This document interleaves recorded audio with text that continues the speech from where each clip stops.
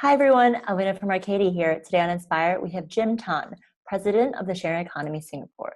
Currently, Jim is Squad Leader and Growth Manager at Skyscanner, a travel fair aggregator website and travel meta search engine. Previously, he was the Regional Marketing Manager at GoGoVan, a same-day on-demand delivery management platform based in Asia. Hi Jim, thanks for joining us today. How are you? I'm good. Thank you for having me. Pleasure. So just to get started, why don't you just share a little bit about yourself and how you became involved in the sharing economy? So I was with GoGoVan on-demand logistic platform in Singapore. And during that period, I'm in charge of the Singapore marketing, and I get to chance upon Sharing Economy Association. And I'm very intrigued by how this idea of sharing economy actually benefit the people. I joined the association and I was elected as president. And from there, one of the few goals that I was tasked to actually help grow the association is to increase the membership so that we can bring in more different diverse voices. As of now, we have like 35 members. And also to build the international and governmental relationship, working with different government agencies and working with overseas Japan, Korea, Hong Kong, and Taiwan, sharing economy to better improve how we communicate with government. And lastly, sharing economies, one of the tasks for me is to increase more networking and events for the sharing economy members to let them mingle around with the government agencies or work with various traditional businesses. So that was the three goal. And with that, I'm very glad that I'm have grown the association to a decent size and bringing more attention and brand awareness of sharing economy in Singapore. Awesome. So I kind of wanted to touch on today, just your thoughts and insights into the sharing economy as a whole, as well as specifically in Asia and Singapore. So to get started, what do you think is the biggest benefit to the sharing economy and why everybody should participate in it?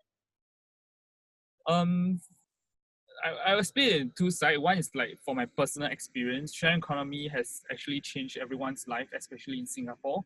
How people consume services and product has drastically changed over the years. With initially Uber and Grab entering the market, and how we hail taxi transporting around Singapore has changed dramatically. We don't stand at the roadside flagging for cabs, in the rain flagging for cabs, and everybody just use a mobile app and just book the service. On the greater scale, macro level, we see that all these sharing economy is bringing different type of service and product, changing the traditional type of GDP for mix that Singapore has, like all the accommodations, transportation, logistics players and many other verticals across sharing economies are drastically changing how the traditional mix of GDP is. So I feel that it brings a lot of benefit to the people in terms of convenience, because all these sharing economy platforms are actually using data and a lot of technologies to better match the demand and supply compared to the traditional models where when I talk to a lot of taxi drivers, they are complaining they can't get customers, and customers on the other side, they can't actually get a taxi on time to travel around Singapore. So that mismatch is actually facilitated with all these new ride sharing platform. And of course, the accommodation, logistic, and all the various other verticals actually uses a lot of technology and data and algorithm to optimize this matching of demand and supply, and eventually benefit the end user because they get to consume the service and product more effectively and efficiently. So on the whole, I felt that you save a lot of time, you save a lot of money. At a micro level, I think it kind of create the innovation era where align with the Singapore Smart Nation. All these sharing economy platform relying on data, relying on technologies, actually help to push Singapore ahead in terms of producing better product, better services, and it also makes the traditional business rethink their business model. like whether they have been doing the taxi models for the past 30 to 50 years correctly. Are they upkeeping to the current technological wave that's coming into Singapore? So I think at a macro level, it gives Singapore a head start in terms of like using sharing economy to push everybody start to think about innovative, thinking about data, thinking about machine learning, AI, and so forth. So in these two levels, I think it brings a lot of benefit to Singapore. Very interesting. So you touched on Uber and Grab as part of the sharing economy. I know that there is a bit of a debate regarding this and if Uber really counts as being part of the sharing economy, since a lot of the times it's not necessarily shared resources, being actually used in an economical demand supply scale. What are your thoughts on this and what it really means to be part of the sharing economy? Okay, first of all, sharing economy, this term is coined in US very, very recently. So the definition has been evolving and changing over the years. So we internally have a lot of debates over like what's the real definition of sharing economy or collaborative economy, and so many different terms are coined recently because of all these technological platform. And some will say, oh, Airbnb is sharing and Uber and Grab is not. But in the association, we actually come to a consensus that as long a platform, a digital technological platform actually matches optimized demand, optimized supply, to better effectively, efficiently service this demand with the supply, service the market demand with the supply, and out of it, they kind of make certain profit and revenue out of it. We think that considered as a sharing economy. So we actually term it very vaguely and very generic, so that we can actually bring in more people to start conversation about sharing economy. Because if we term it very, very strictly, okay, only Airbnb, so we are just discussing about with Airbnb. But if you can make the definition broader, we can actually bring in different type of voices from collaborative economy, sharing economy, or even like semi-sharing economy players like Grab and Uber to come in and start a conversation. And of course, we did see a trend that there's a debate between leasing, rental, and sharing economy, because that's also a bit of overlap. So we want to see that there is a bit of more than 50% of your business model generation is from like sharing of unoptimized resources. Then you go and buy and then start sharing from there. So a lot of them challenge about like Uber and Grab starting to rent their vehicles to drivers. So our take is the primary models where they have Grab Hitch and Uber Pool was initially to like facilitate demand supply match through a platform. And eventually when they grow to a certain size, and that's a natural progression for companies to actually have more vehicles or more assets for them to actually rent it out. But the primary goal or initial thought of that model is still sharing economy. So we might not know, like one day other type of sharing economy might also buy in assets and start sharing. So that start the very gray area between rental and leasing compared to sharing economy. But then the percentage is what we use as a guideline to ensure that we don't bring in members that primarily they are just rental. Yeah. Very interesting. It's a really good point that sharing economy, it is a very new concept, and it is really important to get those conversations. And maybe it is best to have a larger, vaguer, kind of more inclusive, at least definition for now, while we still try to figure it out. My next question is, what do you think the biggest challenge for the sharing economy is right now? I think I'll break down this into 3 points. First point is always the most prominent one that will always appear on the newspapers, will be the government regulatory policies. And it usually impacted sharing economy members quite a bit, because we are not able to actually perform their business in the certain markets because of the policies. And different government, or especially in Asia, so many fragmented markets. So we have different sharing economy members has to deal with different government agencies and governments, where their priorities and goals are very, very diverse. some countries pro innovation, pro sharing economies, and some governments are more skeptical to the impact of sharing economy and how we can impact their traditional businesses. So I think government regulations are a bigger challenge. I think the next two challenges are, first of all, media coverage. So with media coverage, sometimes it tilts the needle either right or left, and sometimes they paint sharing economy with a very negative voice or negative image.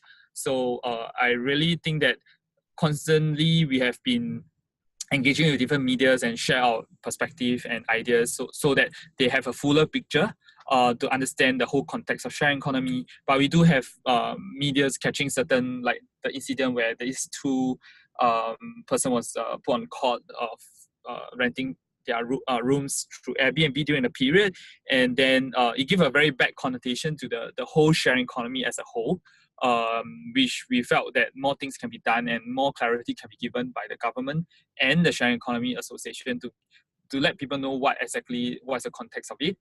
And lastly, I think for smaller sharing economy is a challenge because they are at the stage that they want to gain more publicity, more branding, so that they can grow their business better, scale their business. But often most media's coverage only gives to those big headlines like Grab, Uber, Airbnb, but the smaller players usually didn't get to have the exposure, which eventually I see sharing economy, either they succeed to scale or they actually eventually exit the market when they can't sustain their business model. So I think as a whole, this is the three main challenges that we are facing. Wonderful. And then just kind of to round out these general questions, what do you think the biggest or the possible biggest negative effect of the sharing economy can have on society, or that you've observed so far?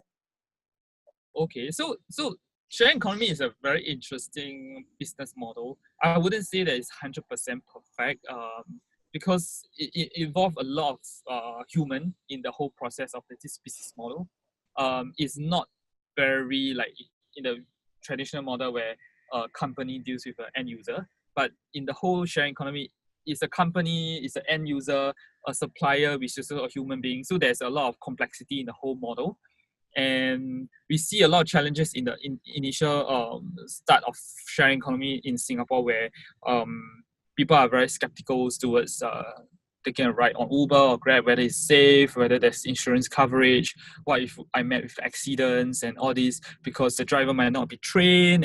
And when government come up with the private hire vehicle license, we are actually quite open and very happy about it, because we are one of the first few countries actually step ahead and actually formalize sharing economy or ride sharing in the world, giving a license so that all the drivers are trained, or at least go through some certain formal processes before they get to drive for Grab or Uber. So that is quite an interesting part. And of course, that also refers to other areas like home sharing, like the insurance and all the other things. We acknowledge that and we understand that.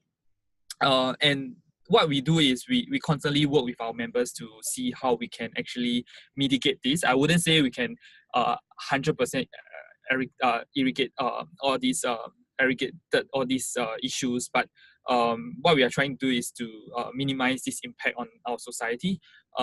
Like for example, I think some of the home sharing platforms give notifications to our tenants saying that after a certain timing you are not supposed to make loud noises and then cause certain disturbance to the neighbors, because it's still a living estate neighborhood. So I think we are doing our best, but because of this complex model, it cannot be 100% foolproof. And we are constantly trying to reduce this negative impact on the people. But then at the end of the day, you have to weigh your positive impact and your negative impact and see how this kind of strike a balance, because I do think that the traditional model do have their negative impact. It's just that how the different companies actually come in and put in like various insurance or various models to ensure that the impact is minimized. So kind of touching on what you said, that it is a very new kind of business model and it is not thoroughly or not fully tested at this stage. Do you think that sharing economy is just bound to kind of take over, most current models? Do you think that there are certain industries that are primed for, sharing economy models? And if that's the case, which ones do you think are more primed than others? I think in the short run, I see that um, sharing economy is still the rising force. I wouldn't say that it will be uh, dominance, but in the mid-term to long run, I see that sharing economy will slowly overtake the traditional businesses and eventually be the more dominant one. Why? First of all, they are very assets free, so they don't actually own a lot of assets for most of the sharing economy platform. That reduces their assets cost, fixed cost. Secondly, they all owns a huge amount of data, and in this world, who has most data, who wins, right? So with the huge number of data they collected, they are able to better optimize, better meet the needs and wants of our end users. So with that, I see that in a lot of markets where sharing economy has evolved to a certain scale, like Uber in USA, Ola in uh, India, Didi in China, they kind of took over the entire market as the market leader eventually because of their easy to use effectiveness, clarity, transparency, and of course all the insurance and everything that covers the accidents in whatever issues, right? So I see in long run that there is a possibility that we get sharing economy to actually overrun the traditional business, but it takes time for a lot of government agencies and policies maker to um, closely work with various sharing economy association or sharing economy members to iron out issues and putting in place certain structures and regulations that is favorable for sharing economy to grow and yet protecting the society. So I think that takes time. That's why I think in short run, most government and policies is still not there to create the environment yet. So in mid to long run, I see that might grow and eventually dominate the market. Yeah. Got it. Awesome. So, talking about countries and kind of regions within the sharing economy, you touched that, some are more, pro sharing economy, some are a bit more skeptical. I'm also curious to know your thoughts and what you've observed. Do you think that there are any unique features to how the sharing economy is utilized and accepted in Asia or Singapore versus, other regions or countries? I think Asia specifically is a very fragmented market, and the cultural, the languages, and the localization is so diverse compared to US itself. So I think a lot of US companies, when they entered Asia market, they kind of like didn't do quite well in their localization. Um, like even like just culturally, how a person book a cab, maybe across different countries might differ, and the product offerings and the service, and like some countries customer service is a big thing. If you don't have the customer support, you might not be able to get your market penetration. So I think more attention and research needed for Asian market compared to the Western market. They are less uniform. The cultural in, like, for example, maybe in the Muslim countries, certain cultural dominance, so we need to be more sensitive towards it. In certain countries, like people behave certain ways in terms of different sharing economy platforms. So we need to be more sensitive towards different cultures, different languages, to ensure that the sharing economy platform can actually appeal to everybody. So I think that is a huge barrier for any sharing economies to come in.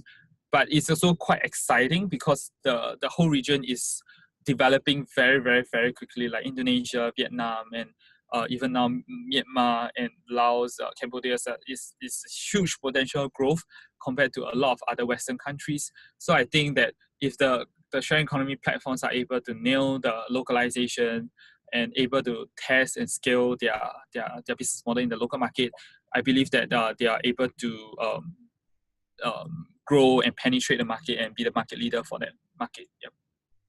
Wonderful. So a lot of our listeners right now will be a lot of entrepreneurs and specifically ones that are creating online marketplaces.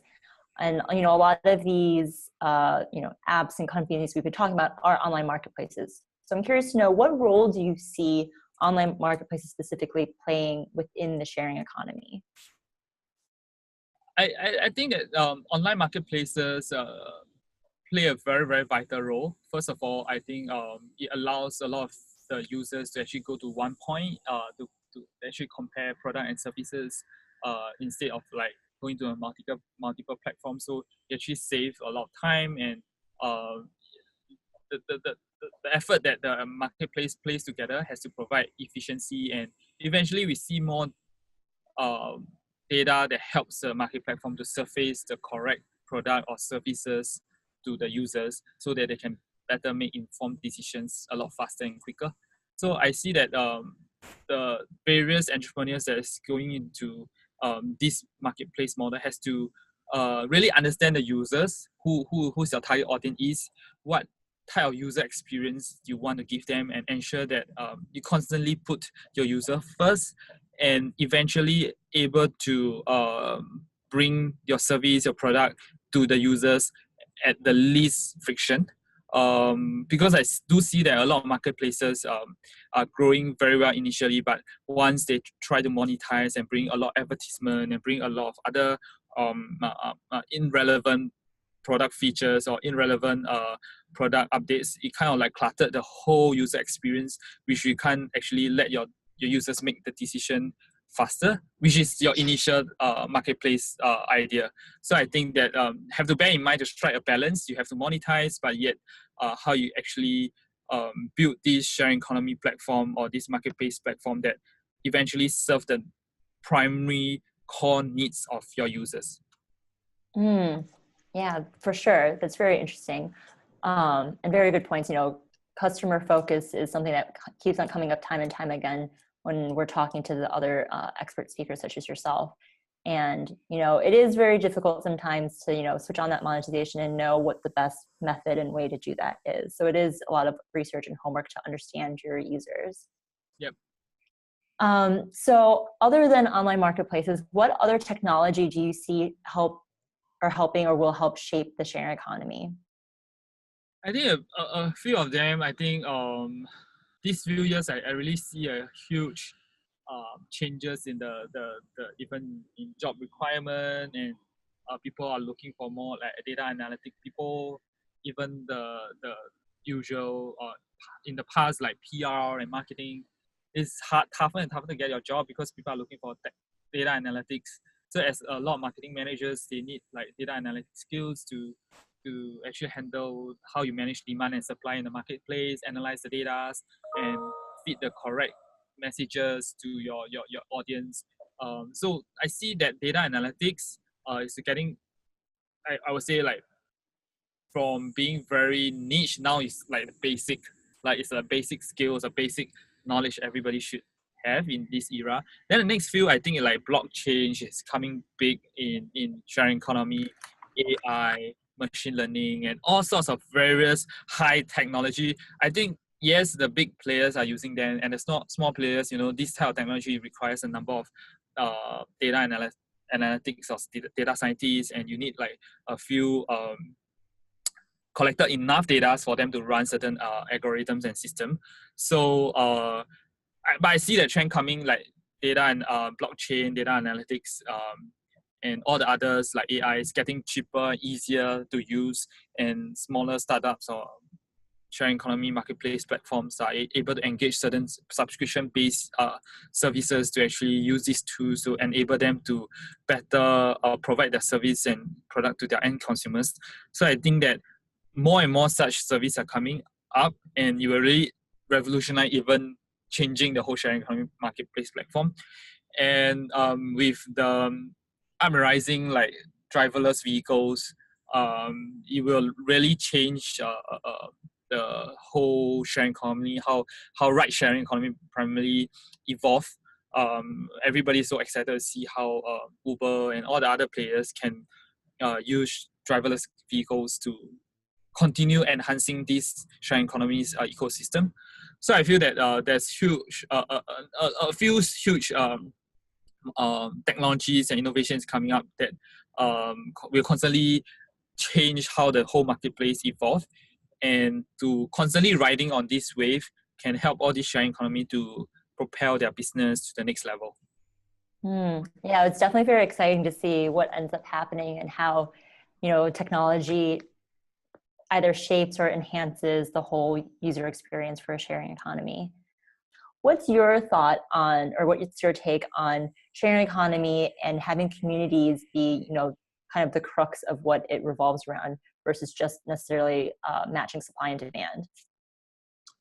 Yeah, I think that after all business engagement and any commercial dealings, it revolve a human being, and when a human being, there's emotions, there's a lot of other feelings. So by building a community, it allows the emotion connection to be stronger. We don't just consume the product and services and say, okay, that's it, I pay the money and I go. But you start to build that brand, you start to build that community where people get very engaged, very in connected with your services. And at the end of the day, I always have this saying from when I started this sharing economy or with my tech company that I work with, like the best product that will never, not necessarily the best product will win.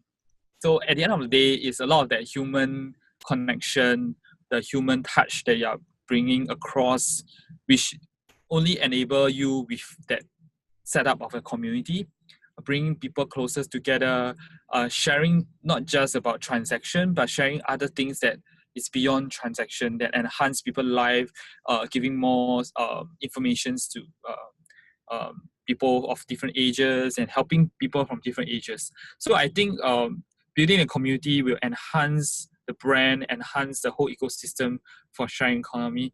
But of course, usually building a community is usually like the more auxiliary task for smaller startup, but the bigger startup, they have the resources and funding to actually look into that, and because they already reached the market leader, or they have huge penetration, they start to use community to do a lot of retention, to share things outside transaction. But I think the smaller players are still looking at acquisitions. They are still looking at how to grow their database or their users. So I guess it's harder for them to put more resources in building a community. Yeah, it is one of those things that kind of can be hard to create, but once you have that, it's such a great proponent and propeller for any business. So my last question for you today is, what's one piece of advice that you'd like to share with everybody today? Let data speak for itself. So I think because my background was marketing and has been doing marketing for several years, and observing that change from the past to now with the sharing economy and startup background. So I see huge changes in how marketing worked in the past, the traditional marketing, and eventually now to data analytics, growth hacking. So I think data should be your bread and butter every day. So if those who are not data savvy, data driven, start somewhere, start doing something, learning from online or something. Once you have that analytic data mindset, you can better optimize your marketplace, your sharing economy, or even your daily life, how you actually measure your improvement and everything. So I felt that data actually helped me a lot. Yeah. Awesome. Well, thank you so much for joining us today, Jim, and sharing your thoughts on the sharing economy. I know that, I'm sure everybody found it extremely interesting. I know that I learned a lot. If anybody wanted to reach out and talk to you about a sharing economy or whatever, what's the best way for them to contact you? Okay, they can just contact me via info@sharingeconomy.org.sg, which is our sharing economy email. Yeah. Wonderful. Well, thank you so much again for joining us. And to everybody listening, thank you for tuning in on today's session of Inspire. Until next time, be inspired.